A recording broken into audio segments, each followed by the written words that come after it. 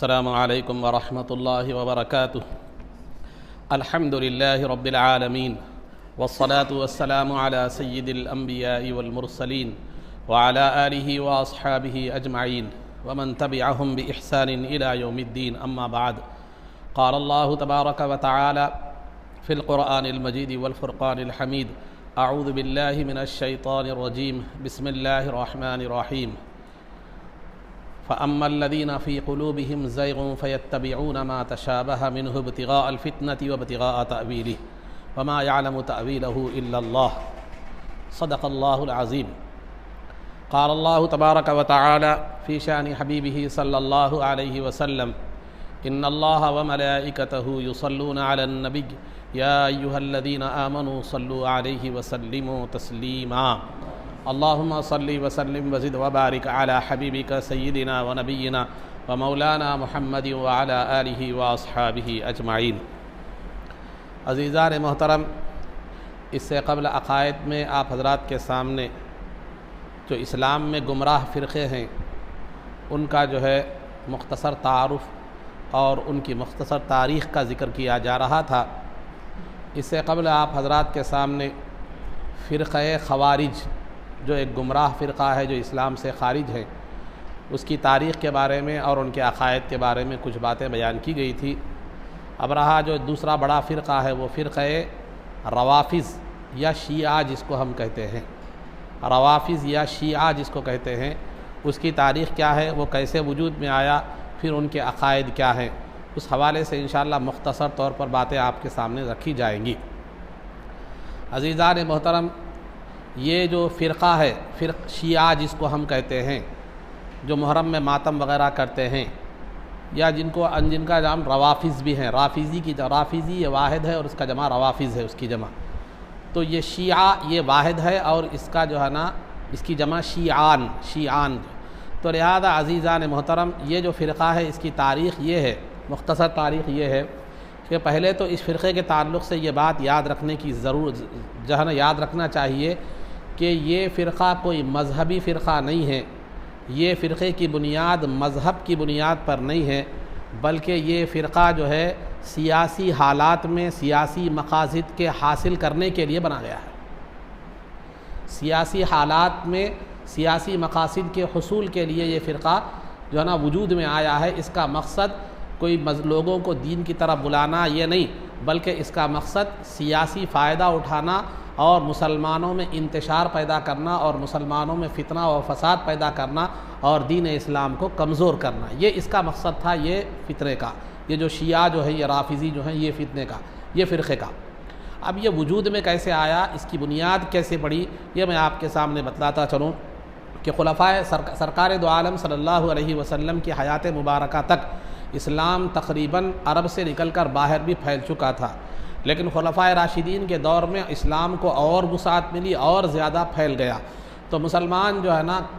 یہودی عیسائی کفار و مشرکین کے جو شہر تھے جو ان کے علاقے تھے وہ بھی مسلمانوں کے قبضے میں آ گئے۔ جب مسلمانوں سے کفار و مشرکین یہود و نصارہ کی جنگ ہوئی تو ان میں سے بہت سے لوگ قتل بھی کر دیے گئے، بہت سے لوگ غلام بھی بنا دیے گئے، جو لوگ سرنڈر ہو گئے ان پر خراج مقرر کر دیا گیا، ایک قسم کا ٹیکس جو اسلامی حکومت میں رہنے کے لیے وصول کیا جاتا ہے۔ تو لیکن جو ہے نا خیر وہ تو شکست کھا گئے کفار و مشرکین اور یہود و نصارہ، لیکن ان کے دل میں اسلام کے تعلق سے بغض اور عناد اور جو ہے نا عداوت موجود تھی۔ وہ جو ہے نا حضرت ابو بکر اور عمر فاروق رضی اللہ تعالیٰ عنہما کے دور میں جو ہے مختلف طریقے سے مختلف عنوان سے کیا کرتے تھے، وہ فتنے اٹھایا کرتے تھے اور جنگ بھڑکانے کی کیا کرتے تھے، کوشش کرتے تھے، فتنہ اور فساد اور جنگ کو بھڑکانے کی کوشش کرتے تھے۔ لیکن جو ہے نا چونکہ یہ دو حکومتیں ایسی تھی، حضرت ابو بکر صدیق اور عمر فاروق رضی اللہ تعالیٰ عنہ کا دور خلافت ایسا تھا کہ اس کو تائید ربانی حاصل تھی، لیکن اس میں وہ لوگ کامیاب نہیں ہو سکے اور جو ہے نا اس میں وہ لوگ اپنے جنگ بھڑکانے میں یا فتنہ و فساد بچانے میں کامیاب نہیں ہو سکے۔ جب ابو بکر اور عمر فاروق رضی اللہ تعالیٰ عنہ کا دور خلافت ختم ہو گیا تو عثمان غنی رضی اللہ تعالیٰ عنہ کا دور خلافت آیا، تو یہ لوگ اب تک وہ دونوں خلفاء کے زمانے میں کفار مشرکین اور یہودی اور عیسائی ہونے کی حیثیت سے کیا کرتے تھے، اس عنوان سے فتنے کیا کرتے تھے، بہکایا کرتے تھے اور فتنے مچایا کرتے تھے اور جنگی ماحول پیدا کرنے کی کوشش کرتے تھے۔ لیکن انہوں نے تھوڑا سا تبدیلی لائی اور اپنی شر انگیزیوں کو جو ہے نا نافذ کرنے کے لیے، لوگوں میں شر انگیزی پھیلانے کے لیے انہوں نے دوسرا طریقہ اختیار کیا۔ وہ طریقہ یہ تھا کہ کفار و مشرکین کے حیثیت سے اگر ہم جو ہے نا کوئی فتنہ مچاتے ہیں تو علانیہ ہم کیا کر رہے ہیں، پکڑ میں آ رہے ہیں، ہم کامیاب نہیں ہو رہے، لہذا ہمیں کیا کرنا چاہیے، تھوڑا سا ہماری تدبیر کو بدلنا چاہیے۔ تو ان لوگوں نے کیا کیا، ان لوگوں نے، وہ کفار و مشرکین نے یہ کام کیا کہ کفر و شرک کو جو ہے نا اپنے دل میں چھپائے رکھا اور اپنے آپ کو مسلمان ظاہر کر کے مسلمانوں میں شامل ہو گئے۔ اپنے آپ کو مسلمان ظاہر کر کے کیا کیے، جو ہے نا مسلمانوں میں شامل ہو گئے۔ اور ان کا جو سردار تھا، سرغنہ تھا، وہ عبداللہ ابن سبا تھا، جو یہودی تھا، جو اصل یہودی تھا۔ اور وہ یہودی جب تک یہودیت کی حالت میں تھا اس وقت بھی مسلمانوں کا بڑا سخت دشمن تھا۔ اب وہ یہودی جو ہے نا مسلمان بن کر مسلمانوں میں کیا ہو گیا تھا، مل گیا تھا، اور وہ جنگ کی تدبیروں سے، جنگ کیسے بھڑکانا چاہیے، فتنہ کیسے مچانا چاہیے، یہ تدبیروں سے بہت اچھی طرح واقف تھا۔ تو لہذا مصر میں ایک جماعت تیار ہو گئی جو بظاہر مسلمان تھے اور اندرونی طور پر مشرک تھے، اور ان کا جو ہے جو سردار تھا عبداللہ ابن سبا، جو بظاہر جو ہے نا مسلمان اپنے آپ کو ظاہر کر رہا تھا لیکن حقیقت میں کیا تھا، وہ یہودی تھا۔ اور جو ہے نا یہ لوگ کیا کرنے لگے، اپنے عقائد اور عثمان غنی رضی اللہ تعالیٰ عنہ کے خلاف لوگوں کو جو ہے بھڑکانے لگے۔ بھڑکانے کا طریقہ یہ تھا کہ دیکھو، سرکار دو عالم صلی اللہ علیہ وسلم کے داماد حضرت علی رضی اللہ تعالیٰ عنہ موجود ہیں جو سرکار کے خاندان سے ہے، ان کے رہتے ہوئے عثمان غنی رضی اللہ تعالیٰ عنہ کی کیا ضرورت ہے۔ عثمان غنی رضی اللہ تعالیٰ عنہ کا دور خلافت تقریباً 12 سال رہا، 6 سال تک تو معاملہ پرسکون رہا، لیکن اس کے بعد کیا کیے معلوم ہے، یہ لوگ بہکانے لگے۔ یہ عبداللہ ابن سبا مختلف علاقوں میں پھرتے رہا، عراق وغیرہ ادھر ادھر علاقوں میں پھرتا رہا، مصر، عراق، مختلف جگہوں پر پھرتا رہا اور عثمان غنی رضی اللہ تعالیٰ عنہ کے خلاف لوگوں کو بھڑکاتا رہا۔ اس طرح جو ہے نا عثمان غنی رضی اللہ تعالیٰ عنہ کے خلاف ایک جماعت ان لوگوں کی تیار ہو گئی، اور یہ سب مل کر مدینہ منورہ جو دارالخلافت اور کیپٹل سٹی تھا اسلام کا، جہاں جو ہے نا خلیفہ وقت حضرت عثمان غنی رضی اللہ تعالیٰ عنہ موجود تھے، وہاں پر یہ لوگ سب جمع ہو گئے، اور جمع ہو کر انہوں نے کھلم کھلا علی اعلان بغاوت کر دی، اور بغاوت کر کے انہوں نے عثمان غنی رضی اللہ تعالیٰ عنہ کو شہید کر دیا۔ یہ واقعات تفصیلی آگے آپ کو خلفائے راشدین کے اس میں آئیں گے۔ بہرحال مختصر میں جا رہا ہوں اس کے وجود کی طرف، یہ فرقے کا وجود کیسے آیا۔ تو لہذا یہ لوگ بغاوت کیے، اور بغاوت کرنے کے بعد عثمان غنی رضی اللہ تعالیٰ عنہ کے گھر کا احاطہ کر لیا، انہوں نے عثمان غنی رضی اللہ تعالیٰ عنہ کو کیا کر دیا، شہید کر دیا۔ عثمان غنی رضی اللہ تعالیٰ عنہ کے شہادت کے بعد سیدنا علی مرتضیٰ رضی اللہ تعالیٰ عنہ خلیفہ بن گئے۔ خلیفہ بننے کے بعد انہوں نے اپنا روپ تھوڑا سا بدل کر کیا ہے، علی رضی اللہ تعالیٰ عنہ اور آل رسول کی حمایت میں وہ آ گئے۔ خاندان نبوت سے کیا ہو گئے، یہ لوگ وابستہ ہو گئے، اور علی رضی اللہ تعالیٰ عنہ سے کیا ہو گئے، وابستہ ہو گئے، اور انہوں نے اپنا نام شیعان علی رکھا۔ شیعان علی یعنی علی رضی اللہ تعالیٰ عنہ کے شیعہ، چاہنے والے، اتباع کرنے والے۔ تو یہ جو جماعت جو مشرکوں کی تھی، اندرونی طور پر یہ مشرک تھے، ظاہری طور پر مسلمان جو ہے نا یہ ظاہر کر رہے تھے اپنے آپ کو، ان کا مقصد اسلام میں فتنہ اور فساد پھیلانا، اسلام کو کمزور کرنا، مسلمانوں کو کمزور کرنا تھا۔ یہ شیعان علی کے حوالے سے کیا ہو گئے، یہ لوگ کیا ہو گئے، ظاہر ہوئے، علی رضی اللہ تعالیٰ عنہ کے ساتھ شامل ہو گئے، علی رضی اللہ تعالیٰ عنہ کے ساتھ وابستہ ہو گئے، اور ان کی فوج میں بھی کیا ہو گئے، یہ لوگ شامل ہو گئے۔ اس کے بعد انہوں نے کیا کیا، لوگوں کو یہ باور کرانا کی کوشش کی، لوگوں کو یہ بتلانے کی کوشش کی۔ کیا بتلانے کی، دیکھو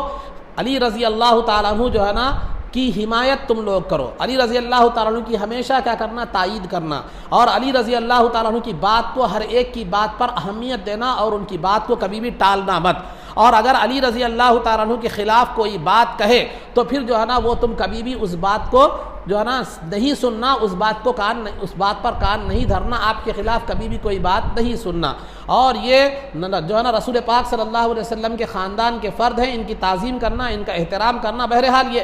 ایسی باتیں تھی جو عام لوگوں کو کیا ہے معلوم ہے کہ دل میں تھی، اور عام لوگ اس سے فی الفور متفق ہو گئے۔ اس میں ان کو لوگوں میں کوئی خرابی کیا ہے اس میں نظر آئی، واقعی کوئی خرابی بھی نہیں تھی یہ، مگر ظاہری طور پر ایسا عام طور پر انہوں نے کیا۔ تو شیعان علی کے نام سے پہلے ظاہر ہوئے، اور علی رضی اللہ تعالیٰ عنہ کے خیر خواہی کے حوالے سے باتیں کرنے لگے، آپ کی خلافت کو مضبوط کرنا، آپ کے خلاف جو ہے نا کوئی بات نہیں سننا، اور آپ کی بات کو ہر بات پر ترجیح دینا، اس طرح کی باتیں لوگوں کے سامنے کرنے لگے۔ تو لوگ جو ہے نا ان کی باتوں کو سن کر، واقعی واجبی باتیں ہیں یہ سمجھ کر کیا کریں، ان لوگوں کو مسلمانوں کا خیر خواہ سمجھنے لگے، ان لوگوں کو خلیفہ وقت کا خیر خواہ سمجھنے لگے۔ اس طرح نبی پاک صلی اللہ علیہ وسلم کے خاندان کے خیر خواہ ان لوگوں کو سمجھنے لگے۔ جب عبداللہ ابن سبا نے دیکھا کہ مسلمانوں پر ہماری باتوں کا اثر جو ہے نا شروع ہو چکا ہے، تو اب ظاہری باتوں یہ عام اعلان تھا، یہ جو میں نے باتیں بتلائی ہیں یہ عام باتیں لوگوں میں کیا کر رہے تھے، پھیلا رہے تھے۔ جب مسلمانوں کا بھروسہ انہیں حاصل ہو گیا تو عبداللہ ابن سبا جو ہے نا خصوصی طور پر اب لوگوں کو الگ اپنی اصل دوسرا مرحلہ دوسرا اسٹیپ لیتے ہوئے اس نے خصوصی طور پر اب ایک مخصوص گروہوں میں یہ بات کہنے لگا، مخصوص گروہوں میں جو ہے نا یہ بات کہنے لگا، افضلیت تھے سیدنا علی مرتضیٰ رضی اللہ تعالیٰ عنہ،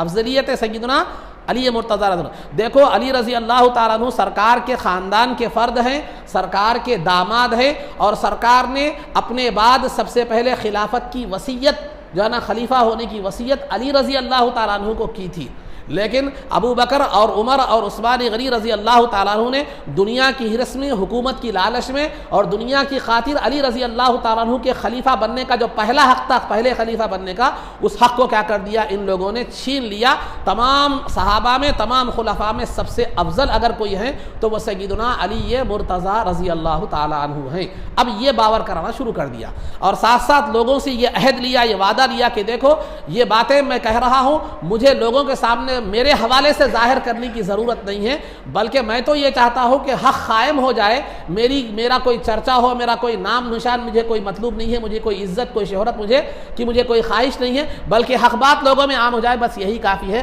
میری ذات کے تعلق سے کوئی شہرت کی ضرورت مجھے نہیں ہے، یہ کہہ کر لوگوں میں بہکانا شروع کر دیا۔ اب لوگوں میں کیا ہو گیا معلوم ہے،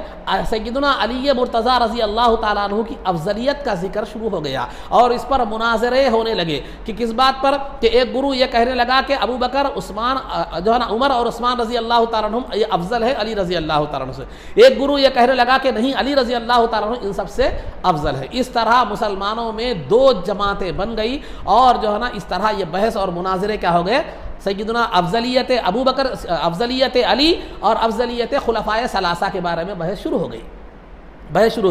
اب یہ بات جو ہے نا یہ بحث، یہ جو فتنہ تھا، یہ سیدنا علی مرتضیٰ رضی اللہ تعالیٰ عنہ تک پہنچ گیا۔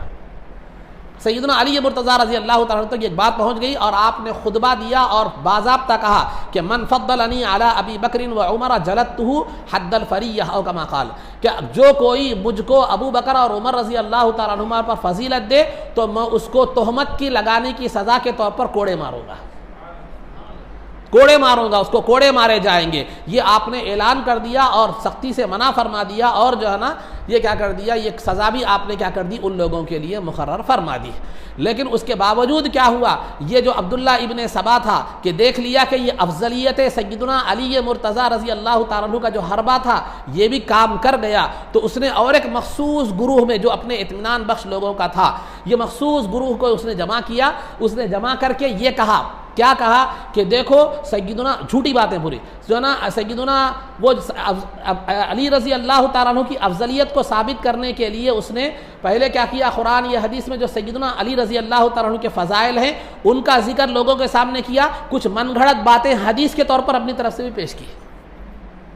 کچھ من گھڑت باتیں اپنی حدیث کے طور پر حدیثوں کی شکل میں حدیث کہہ کر جو ہے نا لوگوں کے سامنے بھی پیش کی، جس سے سیدنا علی مرتضیٰ سب سے افضل ہے یہ بات بتانا وہ چاہ رہا تھا۔ یہ معنی والی حدیثیں، گھڑی ہوئی حدیثیں بھی لوگوں کے سامنے پیش کی۔ اب لوگوں میں سیدنا ایک اچھا خاصا گروہ سیدنا علی مرتضیٰ رضی اللہ تعالیٰ عنہ کی افضلیت کا کہ آپ تمام خلفاء میں، تمام صحابہ میں افضل ہیں، یہ ذہن لوگوں کے سامنے بن گیا۔ علی رضی اللہ تعالیٰ عنہ تک بات پہنچی تو آپ نے سزا کا اعلان فرما دیا۔ اس کے بعد بھی وہ خاموش نہیں رہا، بلکہ وہ پھر مخصوص گروہوں میں لوگوں کو جو ہے نا یہ وعدہ لیتے ہوئے کہ میرا نام نہیں ذکر کریں گے تم لوگ، یہ کہتے ہوئے کیا کیا، اس نے تیسرا اسٹیپ اختیار کیا۔ تیسرا مرحلہ جو اس نے اختیار کیا وہ بڑا خطرناک تھا، وہ یہ بھی بڑا خطرناک تھا، دوسرا بھی، مگر تیسرا اور اس سے زیادہ خطرناک تھا۔ تیسرا مرحلہ یہ تھا کہ اس نے جو ہے نا علی رضی اللہ تعالیٰ عنہ کے تعلق سے جھوٹ ظاہر کرتے ہوئے، بعض باتیں جھوٹی بعض باتیں سچی جو ہے نا اس نے کیا ہے ملا کر پیش کی۔ کیا کیا، علی رضی اللہ تعالیٰ عنہ کی کرامتیں اس نے ذکر فرمائی، علی رضی اللہ تعالیٰ عنہ کی کرامتوں کا اس نے کیا کیا جو ہے نا ذکر فرمایا، اور اس نے یہ بھی کہا کہ علی رضی اللہ تعالیٰ عنہ کو لوگوں کی ذات کو تبدیل کرنے کا بھی حق اختیار حاصل ہے، وہ چاہے تو جس کسی کی ذات کو چاہے کیا کر سکتے ہیں، وہ تبدیل جو ہے نا کر سکتے ہیں۔ اور علی رضی اللہ تعالیٰ عنہ غیب کو جانتے ہیں، غیب کا علم علی رضی اللہ تعالیٰ عنہ کے پاس ہے۔ اور تیسرا اس نے یہ بھی کہا کہ علی رضی اللہ تعالیٰ عنہ جو ہے نا مردوں کو زندہ کرنے کی بھی صلاحیت رکھتے ہیں۔ اور چوتھا یہ بھی کہا کہ علی رضی اللہ تعالیٰ عنہ کی فصاحت اور بلاغت اور آپ کے مشورے اور آپ کی حاضر جوابی بہت سب سے زیادہ عمدہ ہے۔ اور تقویٰ اور پرہیزگاری میں آپ سب سے زیادہ عمدہ ہے۔ تو اس میں بعض باتیں تو صحیح تھی، لیکن بعض باتیں جو تھی وہ کیا ہے معلوم ہے، وہ بالکل غلط تھی، باتیں بالکل غلط تھی۔ اور اس نے ان باتوں کو منوانے کے لیے علی رضی اللہ تعالیٰ عنہ کے 2-3 کچھ اقوال کا اس نے سہارا لیا۔ دیکھیے بزرگان دین، اولیاء اللہ یا دیگر صلحاء امت جو ہوتے ہیں، ان کی زبان سے ان کی ایک حالت عام حالت ہوتی ہے، نارمل حالت ہوتی ہے، ایک حالت ایک وجد کی کیفیت کی حالت ہوتی ہے، وجد کی ایک کیفیت کی حالت ہوتی ہے۔ وجد کی کیفیت اور حالت میں بعض کلمات ان سے ایسے نکل جاتے ہیں جو بظاہر ان کا مفہوم جو ہے نا کوئی غلط مفہوم نکال کر کوئی فائدہ اٹھا سکتا ہے، اس کا غلط مفہوم نکال کر اس کا کوئی فائدہ جو ہے نا اٹھا سکتا ہے۔ حقیقت میں وہ مفہوم غلط نہیں ہوتا، لیکن وہاں یہ گنجائش پیدا ہو جاتی ہے کہ دشمن کیا کرے، اس کا غلط مفہوم کیا کرے، نکالے، غلط مفہوم نکالے۔ تو علی رضی اللہ تعالیٰ عنہ کے بھی کچھ اقوال ایسے تھے جو عالم وجد میں آپ نے کہا تھا، ایک وجدانی کیفیت میں جو ہے نا آپ نے جو ہے نا کہا تھا، ان کو اس نے کیا کیا، اپنی ان کرامتوں پر، یہ جھوٹے سچے دعووں پر کیا کیا، دلیل بنایا۔ وہ اقوال کیا تھے کہ علی رضی اللہ تعالیٰ عنہ کا جو ہے نا یہ تھا کہ میں لا اموت وانا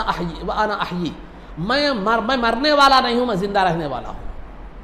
یہ ایک تھا۔ اور یہ بھی ایک قول یہ بھی تھا کہ انا ابعث من فی القبور، کہ میں جو لوگ قبروں میں ہیں میں ان کو دوبارہ زندہ کرنے والا ہوں، اور وانا مقیم القیامتی، اور میں قیامت قائم کرنے والا ہوں۔ اس طرح کے الفاظ تھے جن کا مطلب حقیقت جو اس کے جو حقیقی معنی ہے جو میں نے بیان کر رہا ہوں، یہ معنی حضرت علی رضی اللہ تعالیٰ عنہ بھی اس سے مراد نہیں تھے۔ کیوں نہیں تھے میں آگے بتاؤں گا آپ کو۔ تو جو ہے نا اس کا مطلب علی رضی اللہ تعالیٰ عنہ کا ہرگز یہ نہیں تھا کہ آپ قیامت قائم کرنے والے ہیں یا خبروں میں سے لوگوں کو اٹھانے والے ہیں، یہ ہرگز مفہوم نہیں تھا، یہ مطلب آپ کا ہرگز نہیں تھا۔ ایک عالم وجد میں آپ نے یہ باتیں کہی تھی۔ تو ان 3 باتوں کو اس نے دلیل بنایا ان کرامتوں پر، یا وہ جھوٹے دعووں پر، یا علی رضی اللہ تعالیٰ عنہ کو علم غیب حاصل ہے، یا مردوں کو زندہ کرنے کی صلاحیت علی رضی اللہ تعالیٰ عنہ کی طرف سے۔ ان باتوں کو، اپنے ان عقائد اور خیالات کو اس نے دلیل کے طور پر یہ اقوال پیش کیے،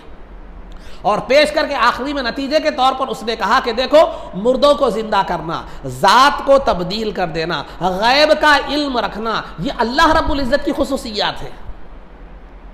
یہ اللہ رب العزت کی کیا ہے معلوم ہے، خصوصیات ہے۔ تو گویا اللہ رب العزت لباس علی میں دنیا میں ظاہر ہوا ہے، اللہ رب العزت علی رضی اللہ تعالیٰ عنہ کی شکل میں کیا ہوا ہے، دنیا میں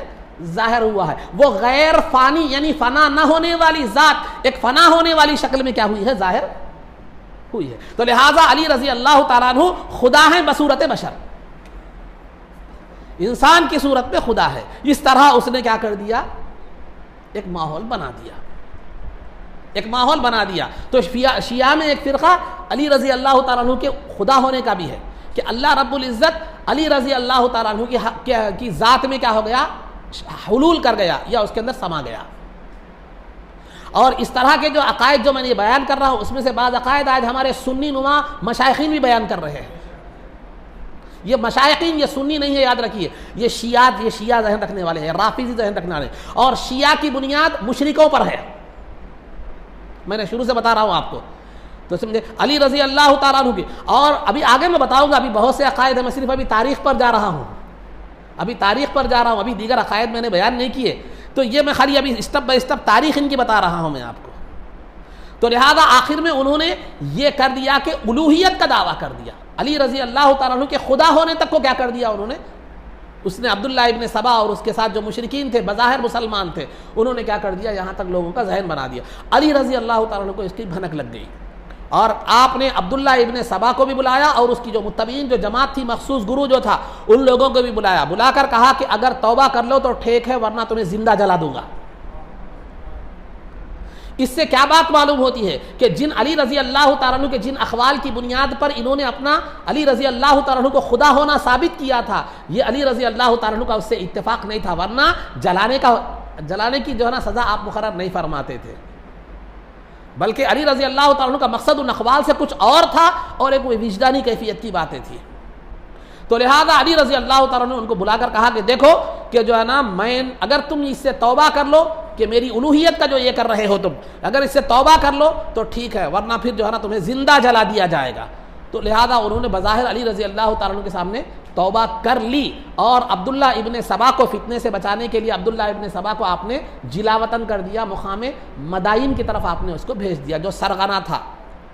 جو سرغنہ تھا، اس کو مدائن کی طرف بھیج دیا۔ اس کے بعد ہوا یہ کہ علی رضی اللہ تعالیٰ عنہ کا اپنے خلافت کے امور میں، اور اس وقت جو جنگیں ہوئی، جنگ صفین، جنگ جمل، یہ آگے آئیں گے آپ کو خلفائے راشدین کے دور کا جو سیرت میں آئیں گے وہ بیان کروں گا میں۔ تو جنگ صفین اور یہ جنگوں میں، یہ خلافت کے امور میں کیا ہو گئے، آپ مصروف ہو گئے علی رضی اللہ تعالیٰ عنہ۔ لیکن اس کی جو جماعت جو تھی مدینے میں جو، اور یہ عبداللہ ابن سبا کو جہاں آپ نے شہر بدر کر دیا تھا، وہاں پر بھی جا کر یہ لوگ کیا ہے اپنی ان غلط عقائد کو پھیلانا شروع کر دیے، پھیلاتے رہے مسلسل۔ لیکن علی رضی اللہ تعالیٰ عنہ چونکہ خلافت کے معاملات میں، یہ جنگوں کے امور میں ذرا مصروف تھے، اس طرف آپ کا ذہن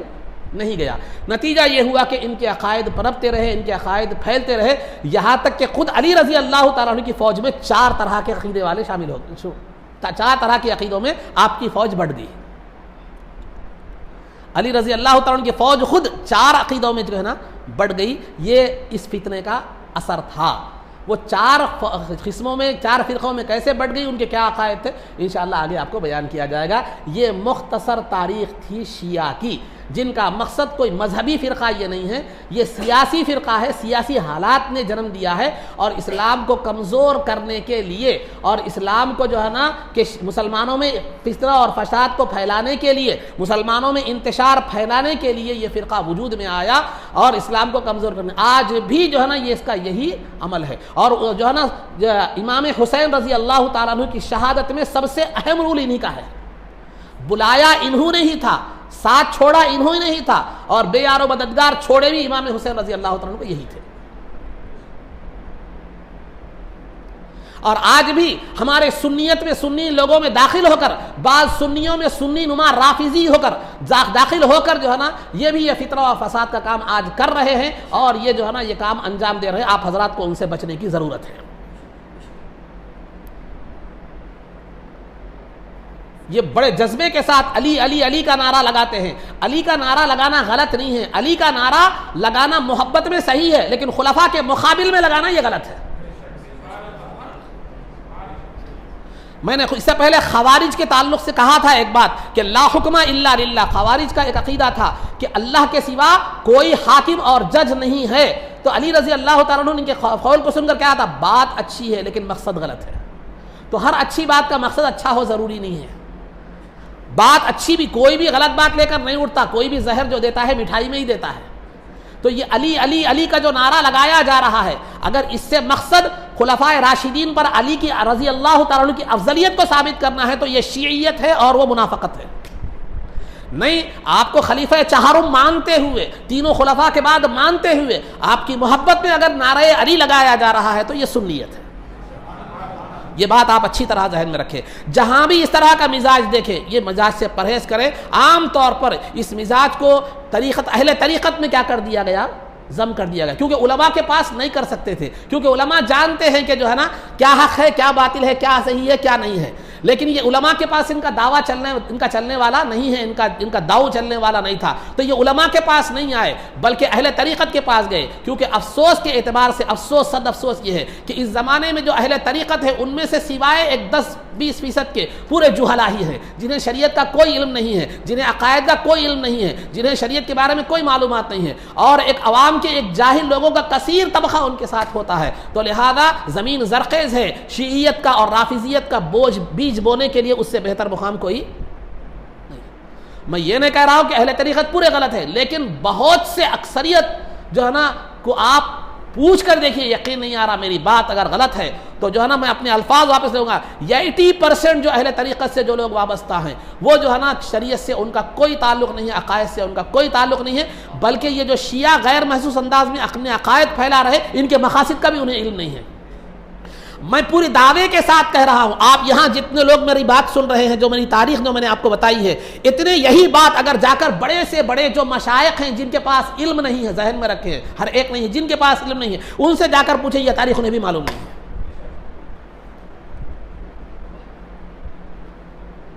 آپ لوگ اس معاملے میں اس سے زیادہ جانتے ہیں۔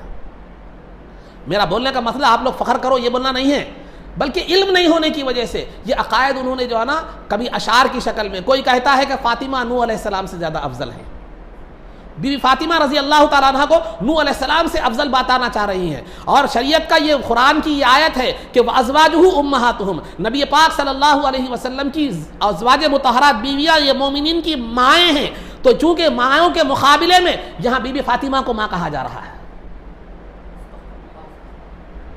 تو اس طرح امہات المومنین کی اہمیت کو گھٹانے کی کوشش کی جا رہی ہے۔ اور میں ابھی تو عقائد کی طرف نہیں آیا، میں عقائد کی طرف نہیں آیا، میں صرف ابھی آپ کو پہچان بتا رہا ہوں۔ تو یہ یہودی یہ مشرک فتنہ جو ہے نا کیسے مسلمانوں میں سرایت کر گیا، آج بھی وہ جاری ہے فتنہ و فساد، اور اہل سنت کے شیرازہ بکھیرنے کے لیے، انتشار منتشر کرنے کے لیے آج بھی وہ کام کر رہا ہے۔ وہ جیسے ان لوگوں نے کفار و مشرکین کو کی جو ہے نا شناخت چھپا کر مومن ہو کر داخل ہو گئے تھے، مومن ہو کر داخل ہوئے تھے، مسلمان بن کر مسلمانوں میں داخل ہوئے تھے، یہاں سنی بن کر سنیت کے حوالے سے یہ فتنہ پھیلایا جا رہا ہے، طریقت کے حوالے سے یہ فتنہ پھیلایا جا رہا ہے، جبکہ اولیاء اللہ بزرگان دین کی زندگیوں کو پورا کھنگال کر دیکھ لیجئے، کبھی بھی کسی کا بھی وہ عقیدہ نہیں تھا جو آج اہل طریقت اپنی محفلوں میں بیان کر رہے ہیں۔ دعویٰ تو سجادہ نشین ہونے کا ہے، لیکن نہ عقیدہ اپنے جو ہے نا صاحب مزار کا ہے، نہ عمل صاحب مزار کا ہے، نہ کردار صاحب مزار کی ہے، نہ تقویٰ اور طہارت صاحب مزار کا، بالکل مختلف ہے، بالکل مختلف ہے۔ میں یہ باتیں آپ کو بہت درا ہو جا کے آپ تحقیق کر لیجئے، اور عقائد بھی بتایا بیان کروں گا، وہ بھی سامنے رکھ کے آپ دیکھ لیجئے۔ یہ تو مختصر تاریخ تھی عقائد کے حوالے سے، میں نے رافضیت شیعہ جو کہتے ہیں وہ اپنے آپ کو، ان کا خلاصہ میں نے آپ کے سامنے بیان کیا۔ تو یہ کوئی مذہبی فرقہ نہیں بلکہ یہ سیاسی فرقہ تھا، سیاسی حالات نے اس کو جنم دیا تھا، اس کی مختلف صورتیں بنتی رہی، جیسے کہ میں نے دیکھا پہلے بتایا کہ پہلے شیعہ نے علی کے حوالے سے بات رکھے، اس کے بعد افضلیت علی کی بات رکھے، پھر اس کے بعد الوہیت علی کے خدا رضی اللہ تعالیٰ عنہ کے خدا ہونے کے حوالے سے بات رکھی، اور حالات جو ہے نا بدلتے بدلتے حالات کے لحاظ سے یہ اپنے آپ کو بدلتا رہا اور اپنے روپ اور رنگ بدلتا رہا۔ اب اس کے بعد جو ہے نا یہ چند باتیں شیعہ کے حوالے سے، تاریخ بنیادی مختصر، تفصیل بہت ہے اس کی، لیکن مختصر میں نے آپ کے سامنے رکھی، آپ اس کو ذہن میں رکھیے اگر اپنے آپ کو اہل سنت پر قائم رکھنا چاہتے ہیں تو جہاں بھی، میں ذہن میں رکھیے آپ، جہاں بھی اہل بیت کی محبت یقیناً ایمان کا حصہ ہے، یہ ہمارا عقیدہ ہے، ایمان ہے، صحابہ کی بھی محبت اور اہل بیت کی محبت۔ آپ جہاں کہیں بھی دیکھ رہے ہو اہل بیت کی محبت میں غلو اور زیادتی کو دیکھ رہے ہو، اس کی علامت یہ ہے کہ وہاں صحابہ میں سے کسی بھی صحابی کی، پورے صحابہ نے کسی بھی صحابی کی جہاں توہین یا تحقیر یا تذلیل یا کمتر دکھانے کے لیے اہل بیت کی فضیلت کو بیان کیا جا رہا ہے، یا کسی نبی کی فضیلت کو گھٹانے کے لیے اہل بیت کو بیان کیا جا رہا ہے، یا سرکار کی ذات کو سب سے زیادہ افضل بتانے کے لیے سرکار سے سب سے زیادہ، تمام صحابہ میں سب سے زیادہ قریب علی رضی اللہ تعالیٰ عنہ ہے، یہ بتانے کے لیے آپ کو تعریف کی جا رہی ہے، اس طرح کے جراثیم پیش کیے جا رہے، تو سمجھو یہاں رافضیت شامل ہو چکی ہے، شیعیت اپنا جگہ گھر کر چکی ہے، وہاں فوراً ان مجلسوں سے دور ہو جاؤ۔ اور اولیاء اللہ کا طریقہ یہ بتلایا گیا ہے، ان کی صفات یہ بتلائی گئی ہے، وَإِذَا مَرُّوا بِاللَّغْوِ مَرُّوا كِرَامًا، کہ جب اللہ والے جب کسی لغو جو ہے نا بیکار اور بدعقیدگی اور بد عملی کی محفلوں سے گزرتے ہیں تو اپنا دامن بچاتے ہوئے گزرتے ہیں، تو اولیاء کا طریقہ یہی ہے، اولیاء کا طریقہ یہ ہے۔ لیکن آج اولیاء کی بارگاہیں، افسوس کے ساتھ کہنا پڑتا ہے، ان کے ناخلف اور برے جانشینوں کی وجہ سے وہ جو ہے نا لغو بدعقیدگی اور جو ہے نا بد عملی کا کیا ہو چکی ہے، وہ نمونہ بلکہ مرکز بن چکی ہے۔ یہ چند باتیں شیعہ کی تاریخ کے حوالے سے میں نے آپ کے سامنے رکھی، پھر اس کے کتنے فرقے ہیں، کیا کیا عقائد ہیں، انشاءاللہ وہ تھوڑا آپ بتاؤں، اور میں نے یہ تفصیل کی ہے، اگر آپ اس کا حوالہ دینا چاہتے ہیں تو شاہ عبدالعزیز محدث دہلوی رحمۃ اللہ تعالی علیہ، جو شاہ ولی اللہ محدث دہلوی رحمۃ اللہ علیہ کے بڑے فرزند ہیں، حدیث ان کے گھرانے سے ہندوستان میں آئی، تو لہذا یہ عبدالعزیز محدث دہلوی رحمۃ اللہ علیہ کی کتاب تحفہ اثنا عشریہ، تحفہ اثنا عشریہ اصل فارسی میں ہے یہ کتاب، اس کا اردو ترجمہ بھی ہو چکا ہے، تو آپ اس سے پڑھ سکتے ہیں۔ یہ کوئی آئمہ شاہ یا ایسے ویسے عالم کی جو ہے نا میں بات نہیں بتا رہا ہوں، جو بیک وقت عالم، مفسر، محدث، فقیہ اور اللہ کے کامل ولی تھے، ان کی کتاب ہے یہ، اور یہ کتاب میں بھی پورے دلائل کے ساتھ وہ آپ نے بات رکھی ہے، اپنی بات نہیں رکھی ہے، میں نے وجوہات بھی بتلائی، یہ لوگ کہیں کہ کیسا آئے۔ تو الغرض عزیزان محترم، یہ تھا عقائد میں فرقہ رافضی جو فرقہ ہے جس کو ہم شیعہ کہتے ہیں، ان کے نام بھی مختلف ہے، وہ بھی بتاؤں گا میں آپ کو آگے۔ تو بہرحال ان کی مختصر تاریخ، یہ کیسے وجود میں آیا، یہ ان کا مقصد کیا تھا، یہ کیسے حالات بدلتا چلا گیا، اس میں جو ہے نا میں نے آپ کو چند باتیں بیان کی۔ اب رہا سیرت میں جو ہے نا سرکار کی سیرت تو ختم ہو گئی تھی، لیکن سیدنا ابو بکر صدیق رضی اللہ تعالیٰ عنہ کے دور خلافت کے حوالے سے میں نے خلافت راشدہ کس کو کہتے ہیں، خلافت الہی کس کو کہتے ہیں، خلافت الرسول کس کو کہتے ہیں، یہ سب میں نے پیچھے تمہیدی طور پر ذکر کر دیا، اور ابو بکر صدیق رضی اللہ تعالیٰ عنہ کی دور خلافت کے حوالے سے بھی کچھ باتیں میں نے آپ کے سامنے رکھی گئی۔ تو ابو بکر صدیق رضی اللہ تعالیٰ عنہ کے دور خلافت میں سرکار کے وصال کے بعد 3 فتنے اٹھے تھے۔ ایک تو مدعیان نبوت کا دعویٰ کرنے والوں کا، اور دوسرا زکوٰۃ کے منکرین کا، اور تیسرا جو ہے نا مرتدین کا جو اسلام سے پھر گئے تھے۔ تو سیدنا ابو بکر صدیق رضی اللہ تعالیٰ عنہ جو ہے نا ان تمام فرقوں کا جو ہے نا آپ نے سدباب کیا، صحابہ کو بھیجا، اس کی مختصر تفصیل میں نے پیچھے بیان کر دی ہے۔ جب یہ اندرونی جھگڑے ختم ہو گئے، جب یہ اندرونی اختلافات ختم ہو گئے، یہ داخلی جو نظام میں جو انتشار پیدا ہو چکا تھا وہ ختم ہو گیا، اب سیدنا ابو بکر صدیق رضی اللہ تعالیٰ عنہ کے سامنے 2 بڑی طاقتیں، سپر پاور طاقتیں یہ چیلنج تھی۔ ایک تھا ایران کی طاقت اور دوسرا روم کی طاقت۔ ایران کی طاقت اور دوسرا روم کی طاقت، یہ 2 طاقتیں اس وقت سپر پاور طاقتیں کہلاتی تھی۔ آج جیسے امریکہ اور روس جیسا ہے ویسے سپر پاور طاقتیں کہلاتی تھی۔ ایرانی جو ہے نا عرب سے بڑے سخت دشمن تھے عرب کے۔ عرب کی دشمنی کے ساتھ ساتھ وہ عرب کو بہت حقارت کی نظر سے دیکھتے تھے، بہت ذلت کی نظر سے دیکھتے تھے، بہت کمتری کی نظر سے دیکھتے تھے۔ آپ کو عرب سے دشمنی کا، ایران سے عرب کی دشمنی کا اندازہ میں آپ کو بتاتا چلوں کہ ایران میں ایک بادشاہوں میں ایران کے بادشاہوں میں ایک بادشاہ تھا جس کا نام ذو الاکتاف تھا۔ پہلے تو شروع سے دیتا چلوں کہ سرکار دو عالم صلی اللہ علیہ وسلم نے ایران کے ایک بادشاہ کو جو ہے نا خط بھیجا تھا جس میں آپ نے اسلام کی دعوت دی تھی۔ تو وہ جو ہے نا اس نے تقریباً 6 ہجری کا واقعہ ہے یہ، تو جس کا نام خسرو پرویز تھا، تو اس نے سرکار دو عالم صلی اللہ علیہ وسلم کے دعوت نامے کو، خط مبارک کو جو ہے نا اس نے پھاڑ دیا اور جو ہے نا ٹکڑے ٹکڑے اس نے کر دیا، اور یہ کہتا ہوا کہ ایک جو ہے نا میرا غلام ہوتے ہوئے مجھے حکم دے رہا ہے، اور یمن کے بادشاہ گورنر کو حکم دیا کہ سرکار کو قید کر دے۔ لیکن ہوا یہ کہ وہ نہیں ہو سکا، چونکہ جس ذات کے پیچھے تائید ربانی ہو دنیا اسے کیا زیر کر سکتی ہے۔ تو بہرحال عزیزان محترم، یہ سرکار کے زمانے سے ان کی دشمنی کا عالم یہ تھا۔ اس کے جو ہے نا بادشاہوں میں، ایران کے بادشاہوں میں ایک بادشاہ تھا، اس کو جو ہے نا ذو الاکتاف سے یاد کیا تھا، ذو الاکتاف کہا جاتا تھا۔ جو ہے نا عربی میں کتیفن کی جمع اکتاف ہے۔ اکتاف کہتے ہیں یہ ہاتھ کے پیچھے جو ہڈیاں ہیں، یہ بڑی ہڈیاں ہیں جو ہاتھ ہیں، یہ ان کو کیا کہتے ہیں؟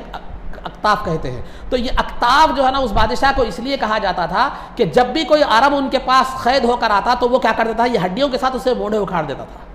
سزا کے طور پر، اس وجہ سے اسے ذو الاکتاف کہا جاتا تھا۔ تو عرب سے ان کی دشمنی، ایرانیوں کی دشمنی تھی ہی تھی، لیکن بہت ذلیل اور حقیر جو ہے نا سمجھا کرتے تھے۔ ان کے علاقوں میں جو بھی عرب کے علاقے تھے، جو بھی عرب کے قبائل جو ہے نا آباد تھے، ان پر طرح طرح کے ظلم اور ستم کیا کرتے تھے۔ تو اس کا سامنا تھا اب اسلامی حکومت کو۔ چنانچہ ایک قبیلہ وائل ایک قبیلہ تھا، وہاں کے قبیلے کے ایک سردار تھے مثنی بن حارثہ۔ وہ اکیلے مسلمان تھے، لیکن ان کا قبیلہ پورا عیسائی تھا۔ انہوں نے جو ہے نا جب یہ خسرو پرویز جس نے سرکار کا والا نامہ خط مبارک پھاڑا تھا، وہاں تک ایران کی حکومت مضبوط رہی۔ اس کے بعد جو ہے نا ایران کی حکومت کا زوال شروع ہو گیا۔ یہ سرکار کے خط مبارک کے ساتھ، تحریر مبارک کے ساتھ بے حرمتی کا وہ تھا، وہ جیسے اس نے جو ہے نا یہ کیا تو حکومت کمزور ہوتی گئی۔ لیکن ابو بکر صدیق رضی اللہ تعالیٰ عنہ کے زمانے میں حکومت تو کمزور ہو چکی تھی، لیکن اتنی بھی کمزور نہیں ہوئی تھی کہ اسے آسانی سے کیا کر دیا جا سکے، اس کو مغلوب کر لیا جا سکے، اس پر فتح حاصل کی جا سکے، اس کو اپنے قبضے میں کیا جا سکے۔ تو یہ عرب کا جو قبیلہ تھا، وائل نامی جو قبیلہ تھا، اس کے جو سردار مثنی بن حارثہ تھے، وہ چاہ رہے تھے کہ ایران کی حکومت کی کمزوری کا فائدہ اٹھاتے ہوئے اس پر کیا کرے، فوج کشی کرے۔ لیکن ان کے قبیلے کو لے کر فوج کشی کرنے کا کوئی جو ہے نا آسان نہیں تھا، وہ فتح ان مختصر لوگوں کو لے کر فتح حاصل کرنا ممکن نہیں تھا۔ تو لہذا ایک تو ان کا قبیلہ عیسائی تھا، یہ ایک مسلمان تھے، تو وہ کیا کیے، سیدنا ابو بکر صدیق رضی اللہ تعالیٰ عنہ کے پاس حاضر ہوئے۔ حاضر ہو کر عرض کیا کہ اے خلیفۃ المسلمین، آپ جو ہے نا ایرانیوں پر حملہ کیجئے، موقع اچھا ہے، وہ حکومت کمزور ہو چکی ہے۔ تو لہذا آپ نے جو ہے نا ابو بکر صدیق رضی اللہ تعالیٰ عنہ کو حملے کی دعوت دی، خود بھی گئے، جا کر اپنے قبیلے کو اسلام کی دعوت دی، اس کو مسلمان کیا، اور اپنے قبیلے کی خود بھی ایک فوج تیار کر لی۔ ادھر سیدنا ابو بکر صدیق رضی اللہ تعالیٰ عنہ سیف من سیوف اللہ کی تلواروں میں سے ایک تلوار، اور اسلام کے بہت زبردست کمانڈر خالد بن ولید رضی اللہ تعالیٰ عنہ کو اس مہم کے لیے بھیجا۔ خالد بن ولید رضی اللہ تعالیٰ عنہ اس مہم کے لیے کیا ہے نکل پڑے، اور جو ہے نا وہاں پر جا کر آپ نے ایک کے بعد یہ اس کی بڑی تفصیلی تاریخ ہے، لیکن وہ تاریخ میں کیا کر سکتا ہوں، بیان نہیں کر سکتا، کیونکہ اس کے لیے بہت بڑا وقت درکار ہے۔ تو آپ ایک کے بعد جو ہے نا ہر ایک کا مقام کو سر کرتے گئے، ہر ایک امیروں کو، حاکموں کو، چھوٹے چھوٹے حاکموں کو جو ہے نا سر کرتے چلے گئے، اور مختلف لوگوں نے جنگ کی اور وہ جو ہے نا تلوار کے تحت آ گئے، بعض لوگوں نے معاہدہ کیا، صلح کر لیا۔ تو بہرحال خالد بن ولید رضی اللہ تعالیٰ عنہ بڑھتے تقریباً پورے جو ہے نا ایرانی حکومت پر آپ نے قبضہ کر لیا اور اس کو اسلام کے زیر تسلط لا لیا۔ تو اس طرح یہ مسئلہ ختم، یہ مسئلہ جو ہے نا اسلام کے کنٹرول میں آ گیا، اسلامی حکومت کا معاملہ۔ اور دوسرا جو معاملہ تھا، دوسری جو حکومت تھی وہ روم تھی، روم کی حکومت۔ یہ بڑی جو ہے نا رومن امپائر جس کو آج ہم کہتے ہیں، تو وہ بہت بڑی جو ہے نا سپر پاور حکومت تھی۔ ان کا دارالسلطنت ملک شام تھا، اور اس کا جو بادشاہ تھا ہرقل تھا اس کا، اور وہ جو ہے نا وہ ہرقل تھا۔ تو اب باری تھی دوسری حکومت کو سر کرنے کی، یہ دوسرے دشمن کو زیر کرنے کی۔ تو لہذا یہ لوگ رومی جو ہے نا مسلمانوں کو حقیر تو نہیں سمجھتے تھے عرب کو، لیکن دشمن بڑے تھے، خطرناک دشمن تھے۔ ایک مرتبہ سرکار دو عالم صلی اللہ علیہ وسلم نے جو ہے نا روم کے بادشاہ کے پاس دحیہ کلبی رضی اللہ تعالیٰ جو خوبصورت صحابی رسول تھے، جو جبریل امین جن کی شکل و صورت میں آیا کرتے تھے، تو وہ صحابی رسول کو جو ہے نا سرکار نے اسلام کا دعوت نامہ دے کر بھیجا، تو ان کا مال لوٹ لیا گیا، ان کا سامان لوٹ لیا گیا، ان کے ساتھ بے حرمتی کی گئی۔ اور دوسرے قاصد کو بصرہ کے حاکم کے پاس جو ہے نا رومیوں کے تحت تھا بصرہ، تو وہاں کے حاکم کے پاس جو ہے سرکار نے اپنے ایک صحابی رسول کو بھیجا، تو ان لوگوں نے صحابی رسول کو شہید کر دیا، جس کے بدلے میں سرکار دو عالم صلی اللہ علیہ وسلم نے رومیوں سے مقابلے کے لیے اسلام کا ایک لشکر تیار کیا تھا، جس کو جنگ موتا کے نام سے یاد کیا جاتا ہے۔ وہ لشکر ابھی روانہ نہیں ہوا تھا، سرکار کا وصال ہو گیا، تو ابوبکر صدیق رضی اللہ تعالیٰ عنہ خلافت سنبھالتے ہی پہلے اس لشکر کو آپ نے جاری فرما دیا، اور وہ جنگ موتا ہوئی اور رومیوں پر اسلام کو غلبہ حاصل ہوا۔ تو یہ رومیوں وہ جنگ میں مسلمان جیت گئے، وہ جنگ موتا میں اس مسلمان تو جیت گئے، لیکن ابھی ان پر غلبہ حاصل نہیں ہوا تھا پورے روم پر۔ تو ابوبکر صدیق رضی اللہ تعالیٰ عنہ نے کیا کیا کہ چھوٹی چھوٹی صحابہ کی ٹکڑیاں بنائی، چھوٹی چھوٹی صحابہ کی ٹکڑیاں بنا کر روم کے مختلف علاقوں میں جو ہے نا آپ نے جو ہے نا بھیجا، ان لوگوں کو مختلف علاقوں میں بھیجا، اور مختلف علاقوں میں وہ چیزیں وہ جو ہے نا وہ چلی گئی اسلام کی مسلمانوں کی مختلف صحابہ کی کمانڈنگ میں، وہ چھوٹی چھوٹی ٹکڑیاں سرکار نے یہ ابوبکر صدیق رضی اللہ تعالیٰ عنہ نے بھیجا۔ جس وقت ابوبکر صدیق رضی اللہ تعالیٰ عنہ نے روم پر حملہ کیا، روم کی سلطنت اور روم پر حملہ کیا، اس وقت جو ہے نا ان کا جو بادشاہ ہرقل تھا وہ حمص کے مقام میں موجود تھا۔ وہاں پر اس کو اطلاع ملی کہ مسلمان کیا کر رہے ہیں، رومیوں پر حملہ کرنے والے ہیں۔ تو اس نے کیا کیا کہ اس نے بھی چھوٹی چھوٹی ٹکڑیاں بنا کر مسلمانوں کی ٹکڑیوں کے مقابلے میں بھیجی، کیونکہ جب یہ مسلمانوں کی ٹکڑیاں ان ٹکڑیوں سے جو ہے نا برسرے پیکار رہیں گی، جنگ کرتی رہیں گی، تو اس طرح مسلمانوں کی فوج کو متحد ہونے کا موقع نہیں ملے گا، متحد ہونے کا موقع جو ہے نا نہیں ملے گا۔ تو لہذا یہ جنگیں چلتی رہی، لیکن بسا اوقات ایک مقام پر ایسا بھی آ گیا کہ مسلمانوں کی فوجیں جو ہے نا رومیوں کی فوجیں مسلمانوں کی فوجوں پر غالب آنے لگی، تو فوراً جو ہے نا وہاں پر جو کمانڈر تھے، مسلمان جو کمانڈر تھے، انہوں نے جو ہے نا ابوبکر صدیق رضی اللہ تعالیٰ عنہ کو جو ہے نا خط لکھ کر بھیجا، اور فوج کی ضرورت ہے، لہذا اور فوج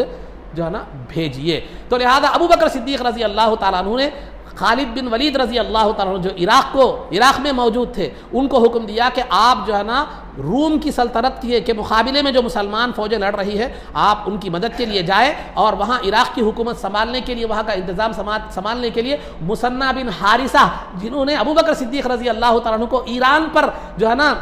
حملہ کرنے کی دعوت دی تھی، ان کو وہاں پر ایرانی حکومت کی جتنے بھی عراق بھی اس وقت ایرانی حکومت کے تحت تھا، تو وہ جو ہے نا اس کے لیے ان کو مقرر کر دیں، اور آپ جو ہے نا فوراً رومیوں کے مقابلے میں مسلمانوں کی مدد کے لیے نکل جائے۔ تو لہذا خالد بن ولید رضی اللہ تعالی عنہ جو ہے وہاں مثنیٰ بن حارثہ کو جو ہے نا آپ نے وہاں پر ذمہ دار بنا دیا انتظام سنبھالنے کے لیے،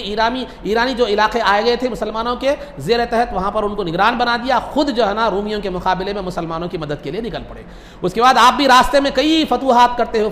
کرتے ہوئے روم کے مقابلے میں پہنچ گئے، اور پورا تقریباً روم کا علاقہ کیا ہو گیا، مسلمانوں کے زیر نگین آ گیا۔ آخری حصے میں جب دومت الجندل ایک جو ہے نا قبیلہ تھا، وہاں مسلمانوں کی جنگ ہو رہی تھی ان سے، تو اسی اسنا میں سیدنا ابوبکر صدیق رضی اللہ تعالیٰ عنہ کا وصال ہو گیا۔ ابھی روم پورا مسلمانوں کے زیر تحت نہیں آیا تھا، ابھی آخری ایام تھے، ویسے وقت میں کیا ہوا، یہ ہوگا۔ تو الغرض خلاصہ گفتگو یہ ہے کہ ابو بکر صدیق رضی اللہ تعالیٰ عنہ کے دور خلافت میں ایران اور جو ہے نا روم تقریباً حصہ کیا ہو چکا تھا، اسلام کے زیر تحت جو ہے نا آ چکا تھا۔ اب اس کے بعد پھر ابو بکر صدیق رضی اللہ تعالیٰ عنہ کی جو ہے نا وصال ہوا، وصال کے وقت کی وصیت حالات انشاءاللہ وقت ہو چکا ہے، آگے انشاءاللہ آگے بیان کی جائے گی۔ تو یہ ابو بکر صدیق رضی اللہ تعالیٰ عنہ کے دور خلافت میں ایران اور روم جو سپر پاور حکومتیں تھیں وہ اسلام کے تحت آ گئی۔ تو یہ چند باتیں تھیں جو خلفائے راشدین کی تاریخ کے حوالے سے، ابو بکر صدیق رضی اللہ تعالیٰ عنہ کے دور خلافت کے حوالے سے کچھ باتیں آپ حضرات کے سامنے مختصر رکھی گئی۔ مسائل میں آپ حضرات کے سامنے واجبات نماز کا کیا کیا جا رہا تھا، ذکر کیا جا رہا تھا۔ واجبات نماز میں سورہ فاتحہ پڑھنا یہ واجب ہے، یہ اس سورہ فاتحہ کے بارے میں مسائل کی تفصیل بیان کی گئی تھی۔ دوسرا واجب ہے نماز کا ضم سورہ، ضم جو ہے نا ذات سے ہے، ضم کے معنی ملانے کے ہیں عربی میں، ضم سورہ یعنی سورہ فاتحہ کے ساتھ کسی اور سورت کو ملانا، سورہ فاتحہ کے ساتھ کسی اور سورت کو کیا کرنا، ملانا۔ تو سورت کا مطلب کیا ہے، یہاں فقہ کی اصطلاح میں یہاں جو سورت بول رہے ہیں وہ کیا ہے، یا تو مستقل سورت جیسے سورہ کوثر ہے، انا اعطیناک الکوثر فصلی لربک وانحر ان شانئک هو الابتر، ایک تو مستقل سورت ہے۔ تو ضم سورہ میں کیا ہے، یا تو پوری سورت آپ پڑھیں، کوئی چھوٹی سورت پڑھیں جیسے سورہ کوثر ہے، یا کوئی بڑی سورت کی چھوٹی 3 آیتیں پڑھیں، کوئی بڑی سورت کی چھوٹی جو ہے نا 3 آیتیں پڑھیں، یا جو ہے نا ایک بڑی آیت پڑھیں جیسے آیت الکرسی ہے، یا متوسط درجے کی، میڈیم درجے کی 2 آیتیں پڑھیں۔ ضم سورہ کہتے ہیں یا تو ایک پوری بڑی آیت پڑھنا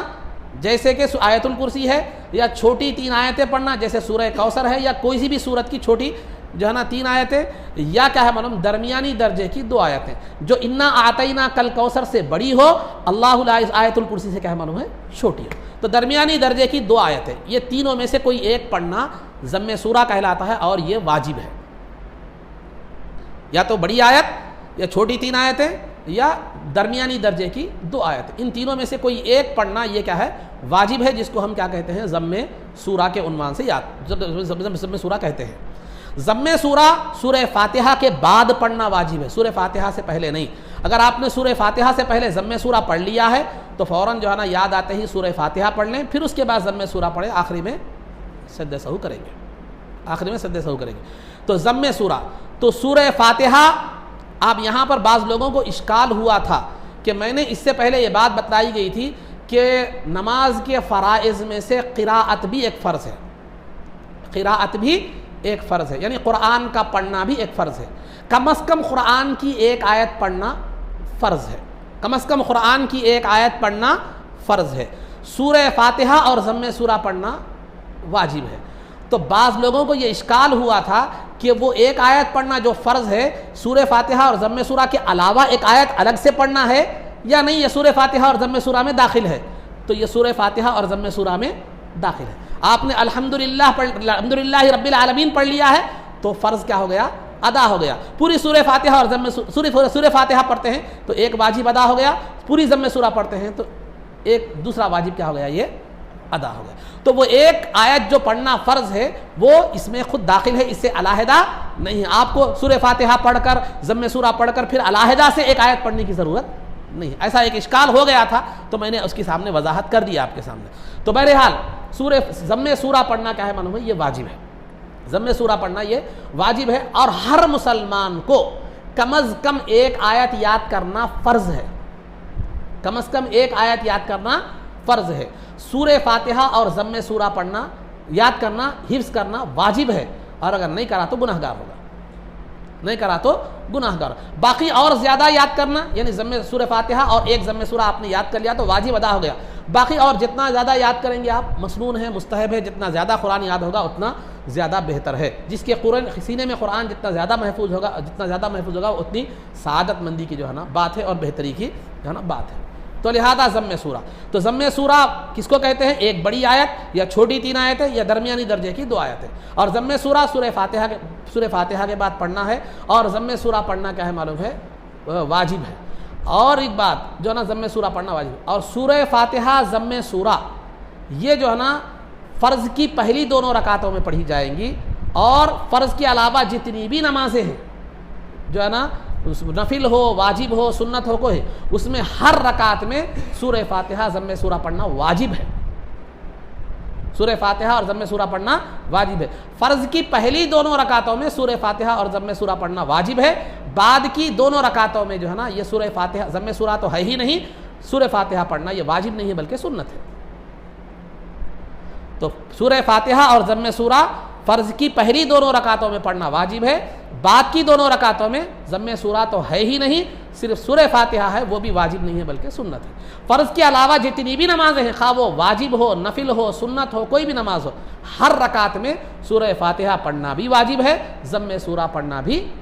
جو ہے نا واجب ہے. تو یہ ضم سورہ کے حوالے سے جو ہے نا کچھ باتیں آپ حضرات کے سامنے رکھی گئی. انشاءاللہ پھر دیگر مسائل کا تذکرہ آگے کیا جائے گا. آداب میں جنازے کے آداب آپ کے سامنے بیان کیے جا رہے تھے. جنازے کے آداب میں سے ایک ادب آج آپ کے سامنے عرض کرتا چلوں، ایک ادب آپ کے سامنے بیان کرتا چلوں. جنازہ جب لے کر چل رہے ہیں تو جنازے کے ساتھ کیا کرے معلوم ہے؟ پیدل چلے، سواریوں پر نہ چلے. جنازے کے ساتھ پیدل چلے یا سواریوں پر نہ چلے. اب آپ بولیں گے صاحب جنازے کو سواری میں لگ جا رہے ہیں، وہ کیا بولے؟ اگر کوئی دور ہے، مجبوری ہے، ایک الگ بات ہے اس میں، لیکن آپ چل سکتے ہیں، قریب ہے تو آپ جو ہے نا سواریوں پر نہ چلے. ایک مرتبہ جنازے کے ساتھ صحابہ کیا ہے معلوم، بعض صحابہ سواریوں پر چل رہے تھے تو سرکار نے سختی کے ساتھ فرمایا کہ اللہ کے فرشتے پیدل چل رہے ہیں اور تم سواریوں پر ہو. تو لہذا جنازے کے ساتھ کیا کرنا چاہیے؟ پیدل چلنا چاہیے، سواریوں پر نہ چلے. اگر آپ سواری پر جانا ہے تو آگے چلے جائیں، یا کوئی مجبوری ہے چل رہے ہیں تو ایک الگ بات ہے، لیکن نارمل حالات میں ایسا نہیں. اور جنازے کے آگے نہیں بلکہ جنازے کے پیچھے چلنا چاہیے، جنازے کے پیچھے چلنا چاہیے. اور جنازہ لے کر چلنے کا طریقہ، سنت طریقہ یہ ہے کہ آپ اگر جنازے کو لے کر چلنا چاہ رہے ہیں تو پہلے کیا کریں؟ سامنے کا حصہ جو ہے اس کی سیدھی لکڑی کو پکڑیں. سامنے کا حصہ جو ہے، سامنے کی جو لکڑیاں ہوتی ہیں، وہ سرانے کی طرف جو لکڑیاں، دو لکڑیاں نکلی ہوئی ہوتی ہیں، سیدھی لکڑی کو سیدھے کاندھے پر اٹھائے، 10 قدم چلے. پھر اس کے بعد بالکل سیدھا پیچھے آ جائے تو پیچھے کی جو سیدھی لکڑی ہے اس کو سیدھے کاندھے پر اٹھا کر 10 قدم چلے. پھر اس کے بعد پھر سامنے چلے جائیں، بائیں طرف کی جو لکڑی ہے اس کو جو ہے نا سیدھے کاندھے پر اٹھا کر جو ہے نا آپ کیا کریں؟ 10 قدم چلے.